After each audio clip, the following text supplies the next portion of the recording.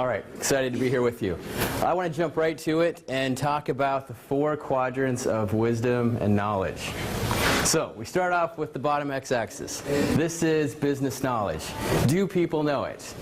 A lot of people know things, right? But they're not too good at doing them. These are 2 very different skill sets, business knowledge versus business acumen. There's a saying in the industry that those who know, right, but can't do should teach. Good.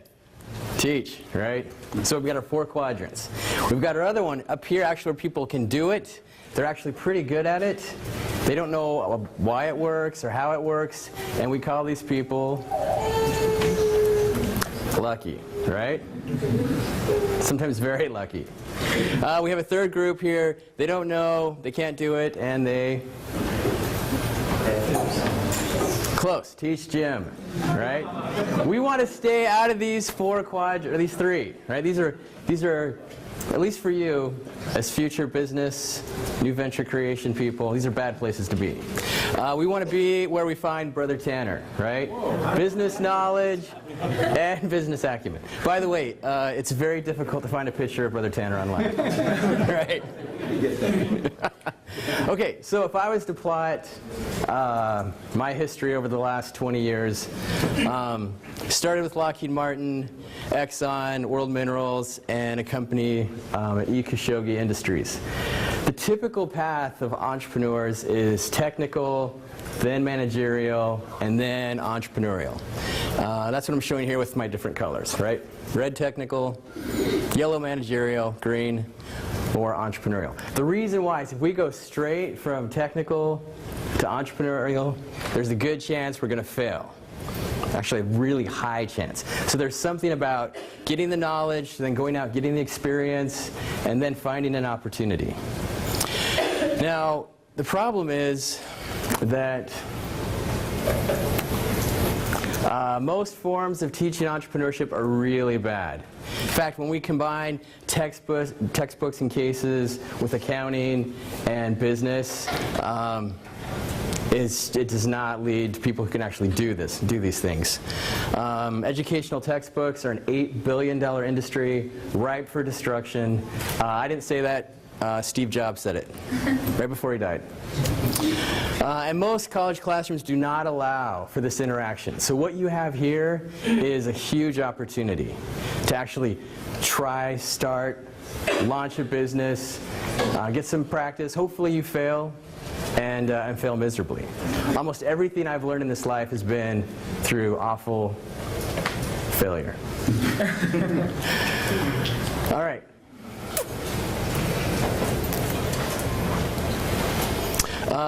One of the solutions that I've found is through online business simulations. This is a way to actually step into a virtual world, make management decisions, make some big mistakes. And once I found that this worked, I threw out all my textbooks. I focused strictly on simulation. My course evaluation shot up. The learning seemed to go up. Changes in business knowledge and business acumen shot up. I'm a big, big believer, right? I really think this allows us to go out and try these things. It works so well that some schools shut down their entire campus for a week, and they run everyone. At Harvard, all 940 students next month will go through a simulation, right? They tell all the faculty to go home. It's pure simulation. I show up on campus. I typically bring a few students with me. If you can imagine, we have undergrads from BYU, Idaho, walking around teaching Harvard MBAs how to do business. Because we don't tell them that, right? We say, hey, these are consultants. But it works, right? There's large companies at General Electric, Honeywell, Goldman Sachs. They run their senior managers through simulations. And when we get done with training at GE, the CEO, Jeff Immelt, will fly in on his helicopter, land on campus, walk into the room and say, what have we just learned about making business decisions, right? Now, the reason why I just shared that little 5-minute spiel is I just pitched a business to you. I'm now ready to ask for money. I identified a huge problem, potential solution, and a massive market ready for this technology. there's a way to pitch this to people that they can't wait to pull out their checkbook and write you a check to see you get started. So tonight, for the next half an hour, I want to talk about how do we do that? How do we pull a business plan together, present an idea that is compelling, where people want to give you money. It's a crazy concept, but it works. So there's 3 things that need to happen with your business model. Number 1, you need to be passionate about it. And I mean hyper passionate. When people hear you talk about this, it's got to just roll off your tongue. You just are so excited about the opportunity. You know what's involved. You've studied the industry. You know who the competitors are. This is a big, big deal where you are passionate about it. And on top of that, you actually are competent. You have some knowledge. You have the ability to actually do this and do it better than anyone else. Finally, you need to know what drives your economic engine. There's got to be a business model where the cash flow is there, it actually makes sense, and if you find the place where all 3 of these overlap, you have a new venture. I don't care if it's a for-profit, non-profit, small company, large company. If you've got these 3 things right here where they overlap, there is a big opportunity. And this should come across loud and clear in your presentation. Your passion, your competence, and how this thing actually functions. In my personal life, this is going back a ways, I was super passionate about material technologies. Concrete, advanced composites, Kevlar. I loved this stuff, right? And when it came to knowing how to develop new products and put them in the market, I was pretty good at it. I could bridge this gap between engineering and finance. It took me a while, though, in my personal life to figure out what drove my economic engine, right?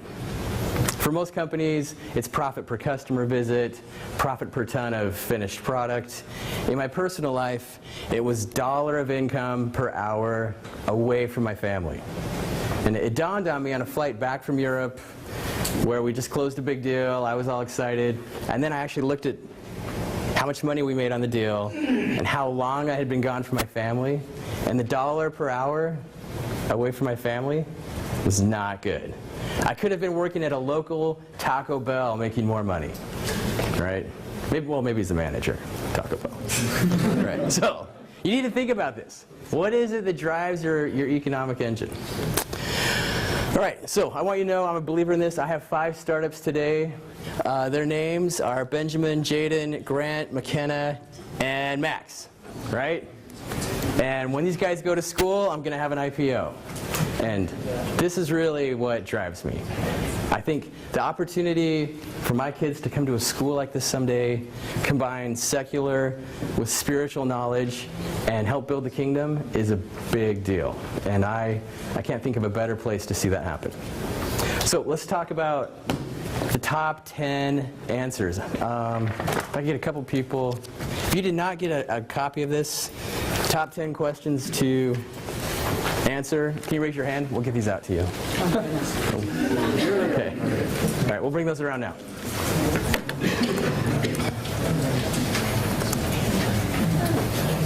You should also be the practice of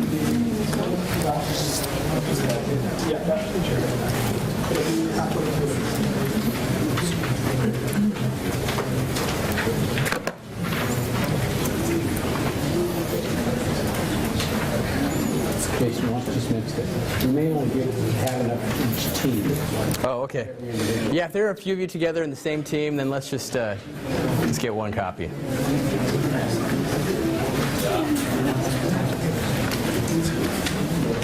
Okay, we'll start off with number 1.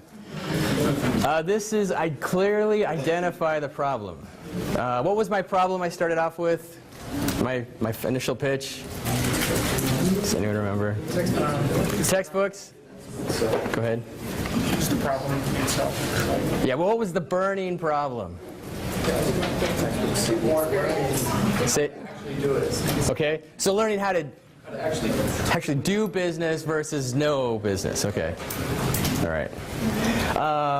This is where you want to start. Your first slide, your first sentence, it needs to be a burning problem. Investors invest in painkillers, not vitamins. They want to know that what you have is going to solve the problem. We should also make sure that we have convincing outside data, right? This is not the time for anecdotal stories. You have access to some great tools here at the library. Online databases, IBIS World Report, MarketResearch.com, Highbeam Research.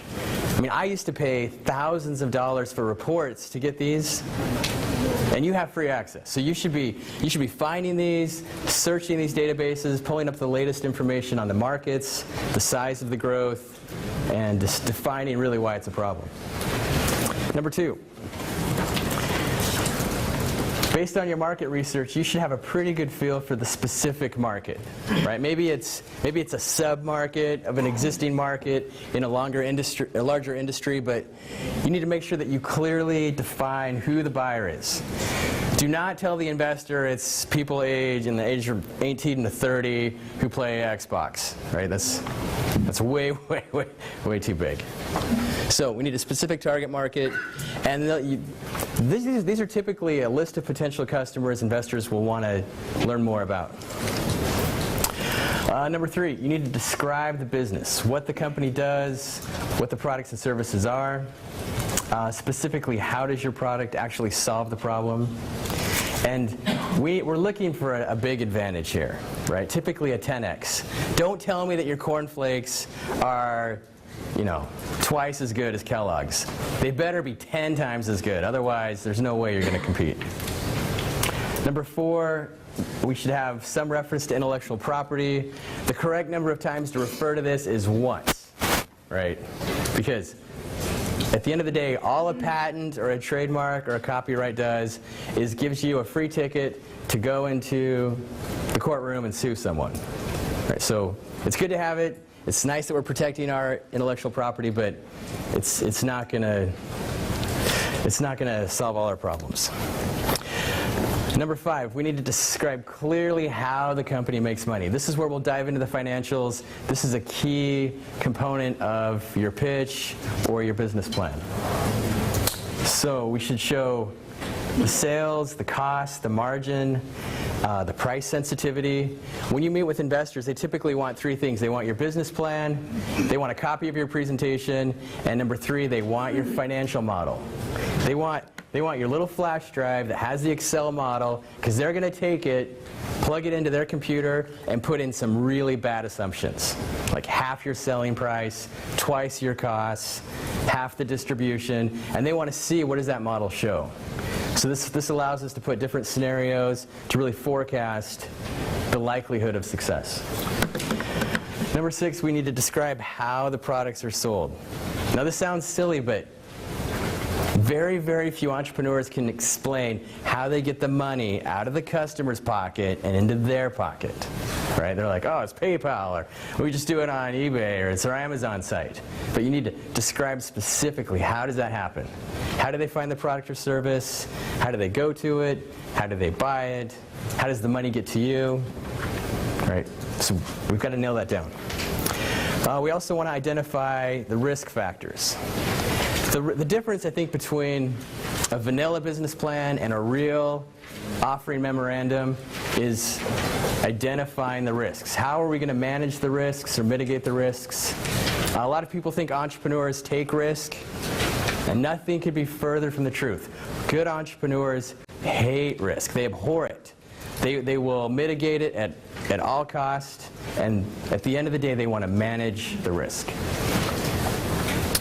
On the next page, we'll go to number 7. Any questions so far? I'm happy to answer questions halfway through. Yes, go ahead. So you said, for how products and services are sold in that procedure.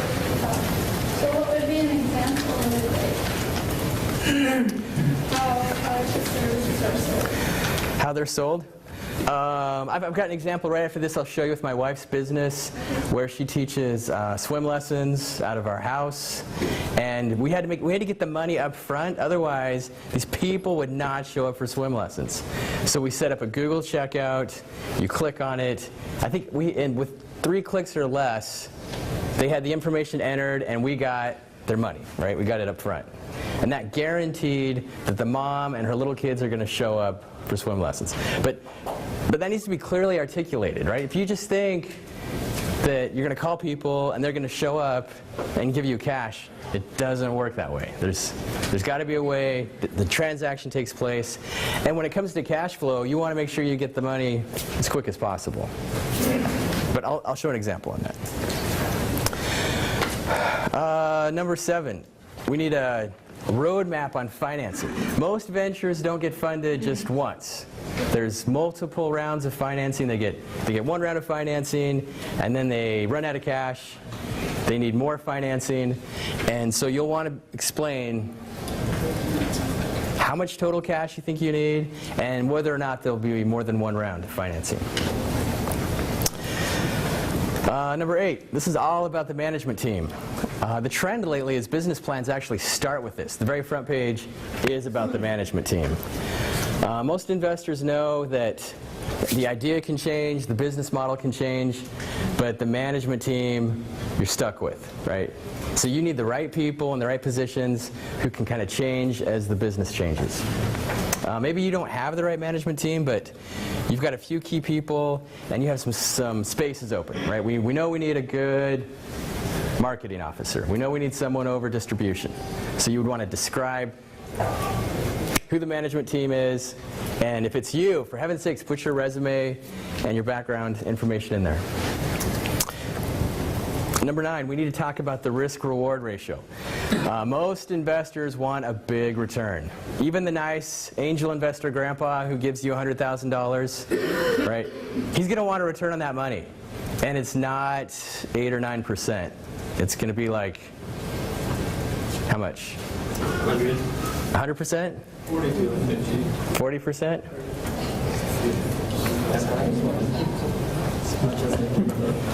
If they talk about 10x, if they say I want a 10x return, what percentage is that? 1,000. That's 1,000%. Most private equity people, they want 1,000% return. Your nice angel investor, maybe he might be happy with a 4x or 5x, but that's 400 or 500%. So we have to show something that has a lot of growth, a lot of potential. Now, if you're going to fund this through a bank, we don't have to worry about these huge returns. It's enough to show the debt schedule and how we plan to repay the debt. Last one, number 10. Your passion. We already talked about this. There's not a slide for passion, but it needs to be obvious that you know this market, you love this product or service, you're the right person, you can't wait to do this, because that passion is going to take you through a lot of failure, right? So it's almost like fuel for the disaster that's about to take place. Hopefully it's enough to get you through. So I've got a quick example.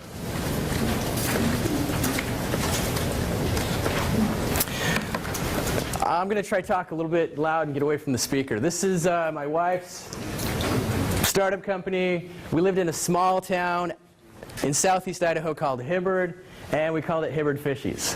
This was the problem. When we first moved to Idaho in 2008, there were no swimming pools anywhere. There had been a public facility, but 5 years earlier, some awful summer sales company had bought it and privatized it, right? And there was nowhere for kids to go.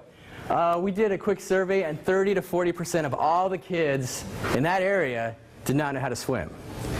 50 to 60% of the parents didn't know how to swim. And I didn't want to put it on the slide because it's a little gruesome, but when it comes to drownings per capita, Idaho is number 2 in the country. Florida is number 1, and they're surrounded by water. Right?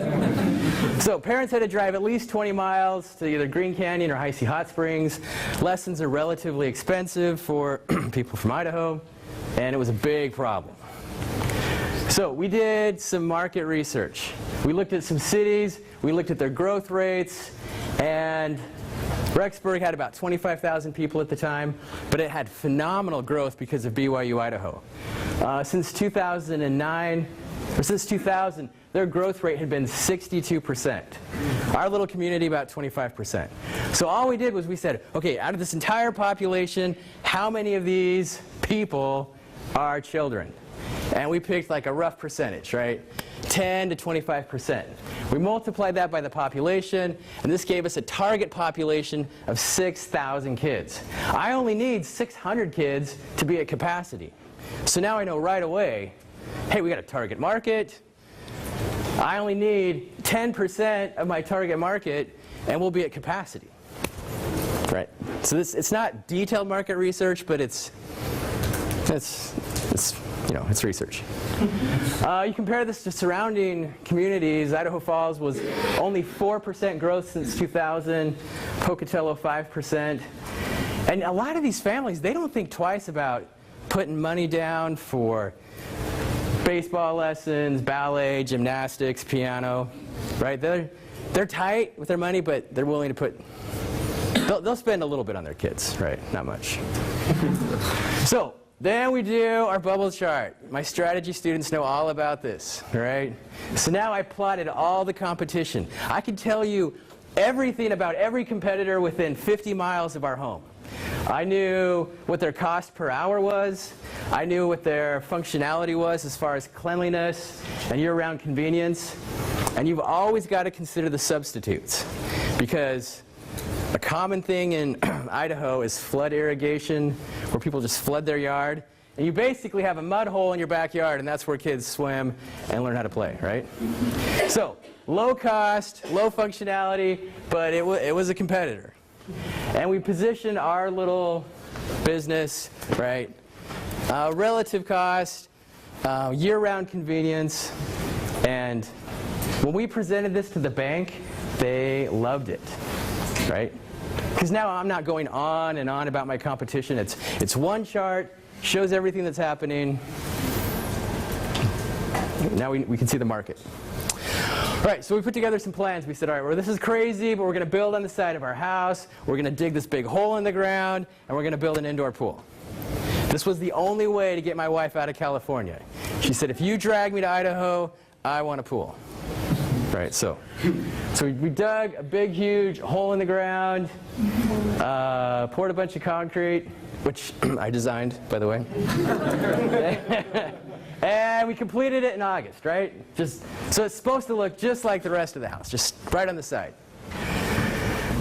Then, while we were doing this, we were talking to people, trying to get the word out. And before we even put a hole in the ground, we had 40 families signed up, right? So we already had customers. They were committed, ready to go. They said, our kids need to learn how to swim. And then we had to look at the revenue stream. There were a lot of different ways to do this. We could have mommy and me lessons, group swim lessons. It turns out pregnancy swim is a really bad idea. You do not want a woman who's 9 months pregnant in your pool, right? So then we got to look at the risk. What are the major risk factors? And a big one was technical risk. There was this water where the farmers around us would flood irrigate, and if the water level comes up too high, what happens to your pool? Yeah, like pops right out of the ground, right? So I had to really, I was checking water levels all around our home for 6 months. There was the risk of the market. Maybe it was too high of a price, or people didn't want to show up. So typically, as risk goes down, the value goes up. These two things are inversely proportional. What you want to do is find the deal killer risk, and you want to take that, move it back early, and pull it off the table. So we identified market risk, took care of that. Identified technical risk, took care of that. And this inverts your curve, right? So now the risk goes down sooner, value goes up sooner.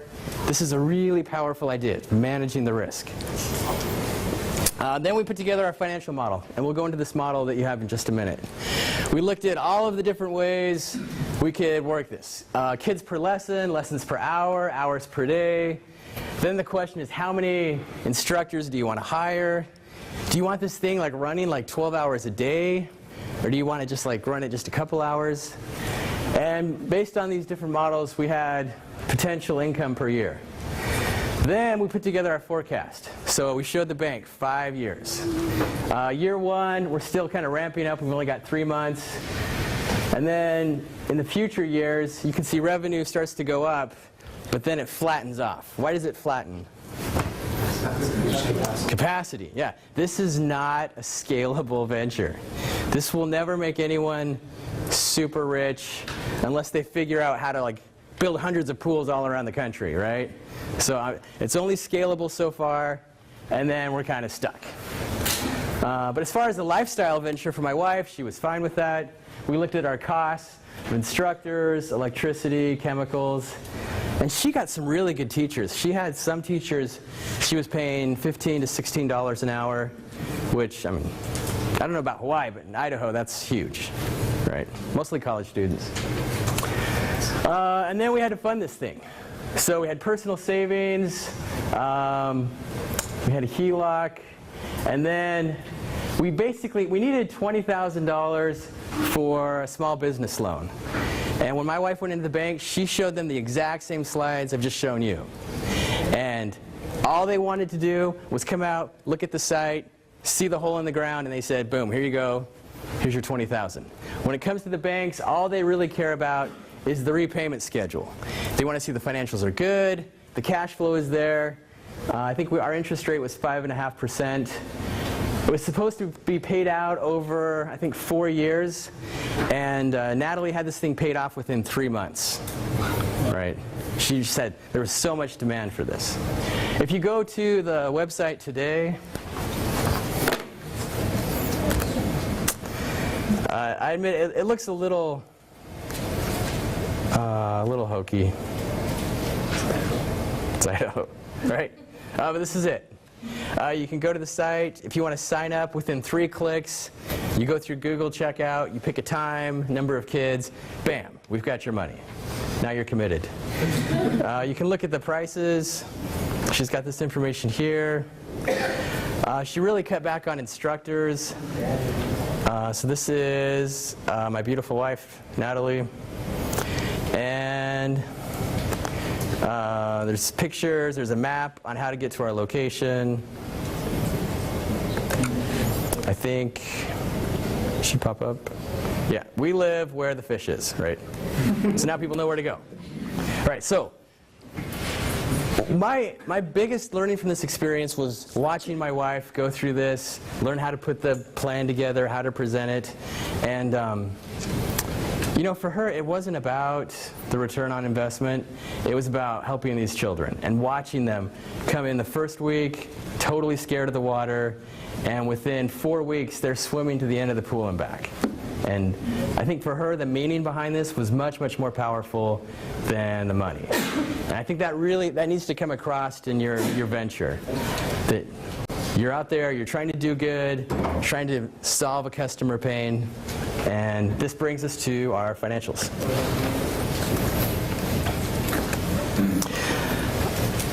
If you look at the bottom of the spreadsheet, well, up here on the screen, there's a total of 3 pages or worksheets in the workbook. There's the cash flow curve, there's the profit and loss statement, and there's the balance sheet. Now, the beauty of this model that you're getting for free, assuming you're signed up for this competition, is it all ties out. So as you make changes in the model, it updates the profit and loss statement, which updates the balance sheet. Right? If I was here with Brother Waite, our other accounting professor, doing consulting, we would be charging $10,000 per model. And here, it's just like, it's part of your tuition, right? It's free. So, yay!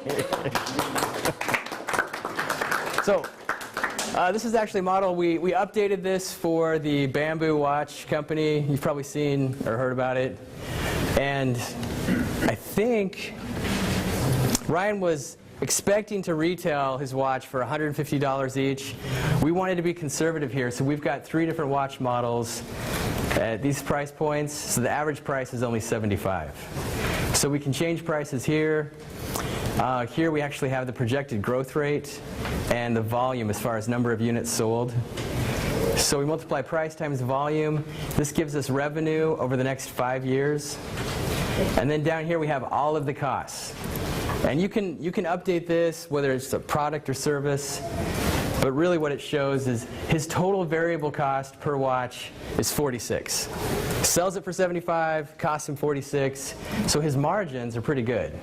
Anywhere from 40 to 45%.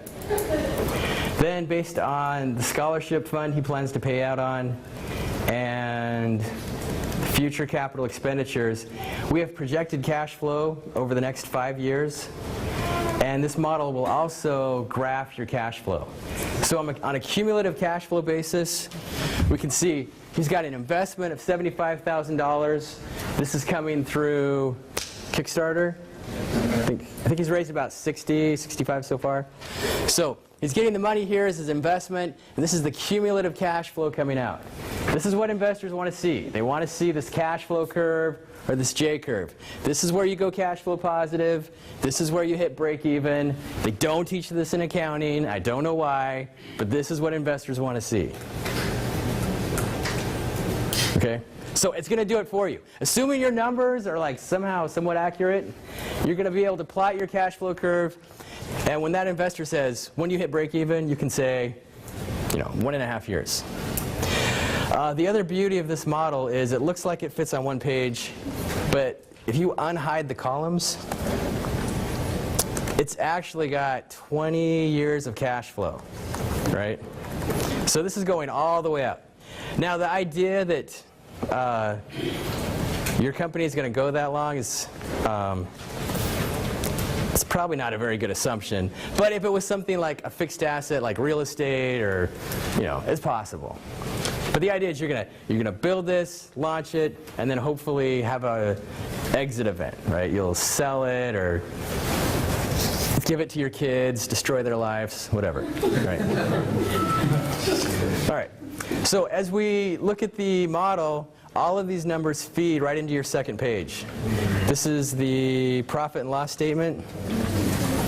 And if we were to go in and change assumptions on the model, it would automatically update your profit and loss statement. We can come down to the bottom. We can see how we go from net income to actual cash flow. And then the best part of this, and I don't know why, but as an MBA student, it took me like 3 months to figure out how to get the P&L to tie out with the balance sheet. And this does it for you automatically.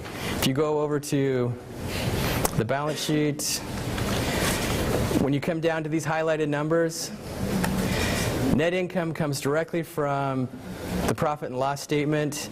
It rolls over into retained earnings, and you can see that our balance sheet actually balances. Now, as you update the model and the cash flow changes, you may have to go back to the balance sheet and change some things, but 90% of the work is done for you. Yes? Jason, you have people here that they don't even know what some of these terms are. Tell them what they want to have that's really good and what kind of key things on these sheets. Can you do that? Or Sure. are we already going to do? In other words, what do we really want? We want a lot of net income, right? Yeah. In other words, there's a lot of numbers up here, so Yeah. Okay. That's a good point. So, I'll teach you the way they taught me at Exxon, all right? When it comes to sales, we want more of that. Okay. When it comes to cost of goods sold, and the accountants put these parentheses around, which means negative, we want less of that. Okay. So more of this, less of this. More of this, less of that. More of this, hopefully a lot less of that. And the idea is when we come down to net income, it should be a positive number, right? There's no differential equations here. This is like pure adding and subtracting.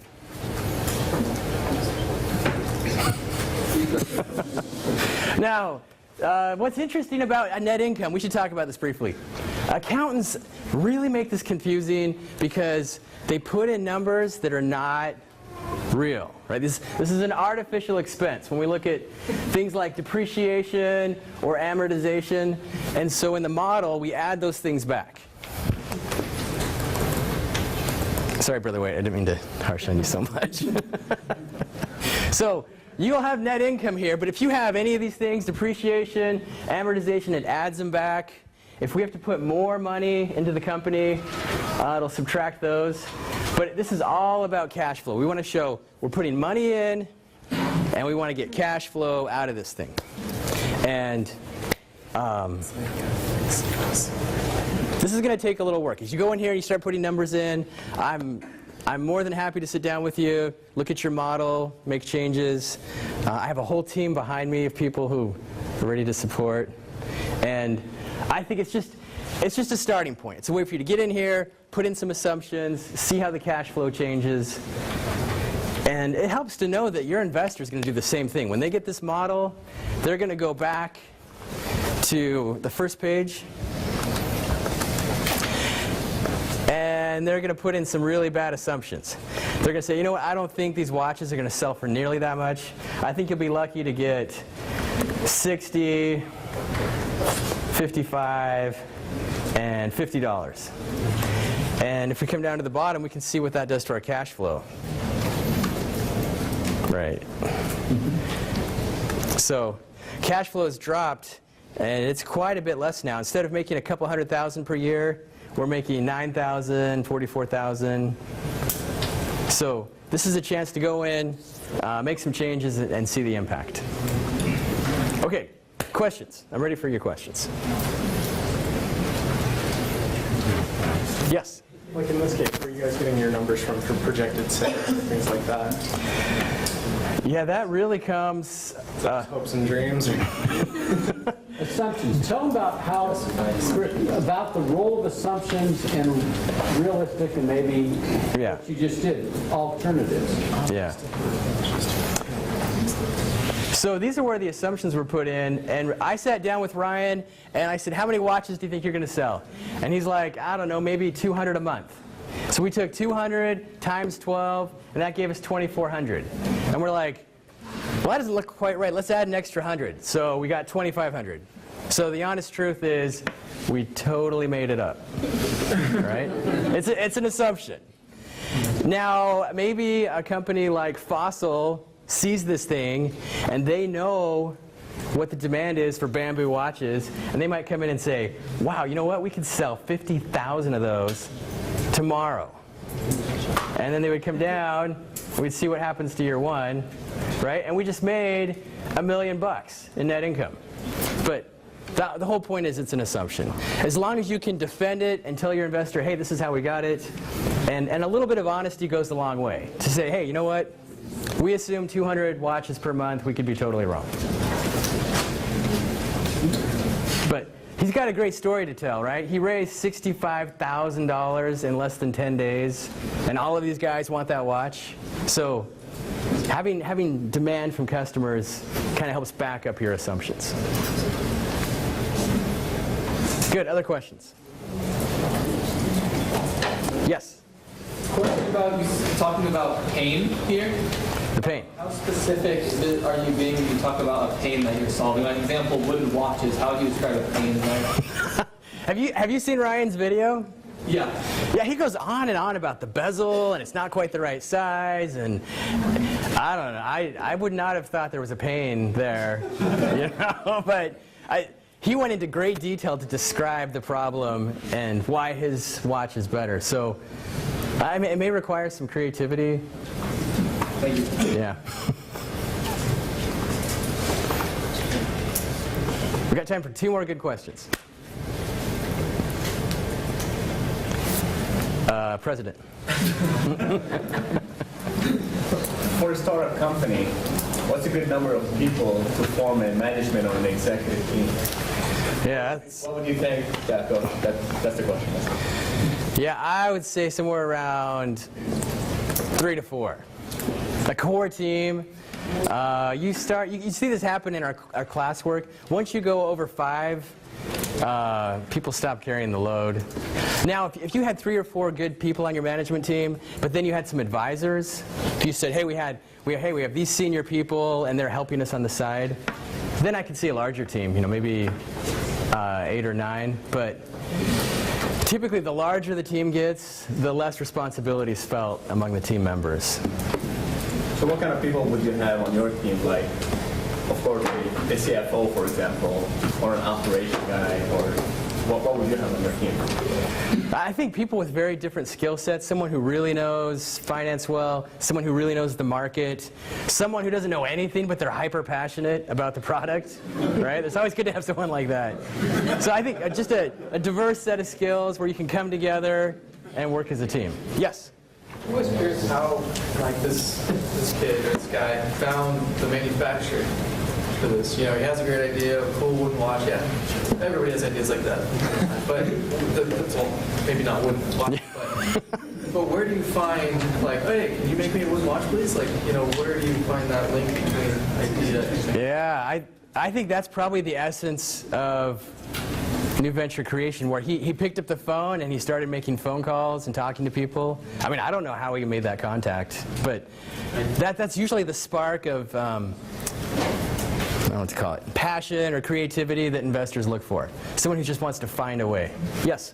One of the biggest issues that I've seen just watching people do the competitions and talk about their company is the evaluation of their company. Yeah. Deciding how much they're worth, how much market share they're going to get. Yeah. What are some tips that you have to make us so we don't overvalue ourselves grossly where everyone else is looking going, why in the world would they think that, or undervalue ourselves? Well, see, it sounds like I paid you to ask that. That's a great question. So if I was to go back to our original model, I think it was 80? Can't remember. Yeah, 80, 75, 60. 80, 75, 70, somewhere close to that. This model actually calculates the net present value of all future cash flow. So based on the numbers, I used a discount rate of 12%, but it says right here, the value of this company over the next 20 years is $2 million. And it's really, I mean, value is so hard because we all think of the Young Women's theme song, which tells us that we're of infinite worth, right? which is probably true, but here, the best way I know is future cash flow. So we've got future cash flow, discounts it to the present, and, you know, it's could be right, could be totally wrong. Yes? So we see variable cash flow because of the trending in society, I guess, for our product and our product line. Yeah. Model that. Can you repeat the question? So Yeah. if we have a variable, like if we have a financial structure and our cash flow is going to vary in the future because we can foresee it leveling out or playing out over time. Yeah. How do we go about modeling that using this financial? Yeah. So the question was, if the cash flow is variable or if it tapers off, how do we model that? And we could do that. This is a great reason for this model is we could go out to let's say we go out to year 6, and we could just assume that we just stop selling, right? Like, I should stop it. Why is it not stopping? So I'll just drag it. So let's just assume the trend is over. No one cares about bamboo watches anymore. The market just tanks. And our costs are still there. I'd have to zero out the costs. But basically, I could zero everything out going forward. And then I could come down and look at that net present value. And I would see that, now this isn't right because I've still my cost in here, but you could show that in the model. So maybe it only goes out for 5 or 6 years and then it stops. Okay, one last question. We've got 2 minutes left.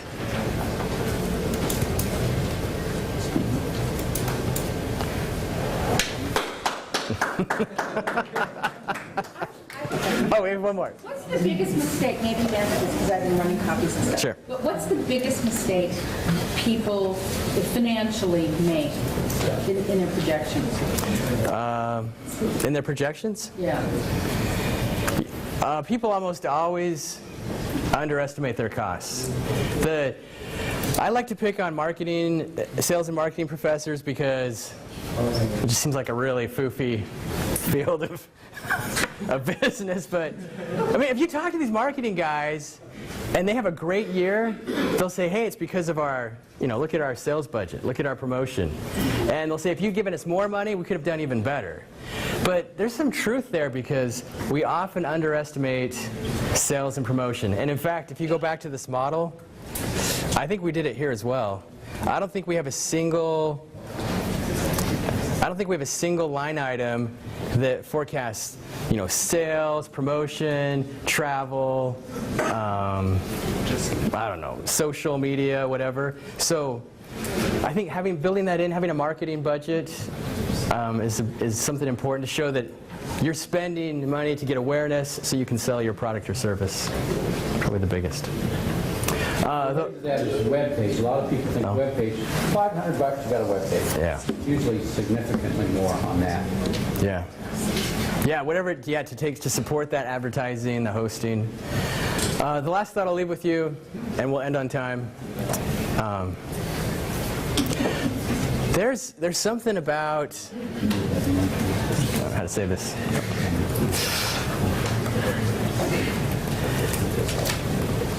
There's something about looking at creating something. I don't know whether it's the business model or the product or service, but it is very, how can I say this word? Exhilarating? No. There's something that has this essence of freedom about it. There's something about building something that no one else has ever built before and getting it out there and serving people. And most people have a job where they wake up every day, they get in the car, and as they drive into work, and it's that time of year, for their increase in salary, the question in their mind is, gee, I wonder, am I going to make 2% or 3% this year? It's like, and you can think about it, the whole way you drive into work.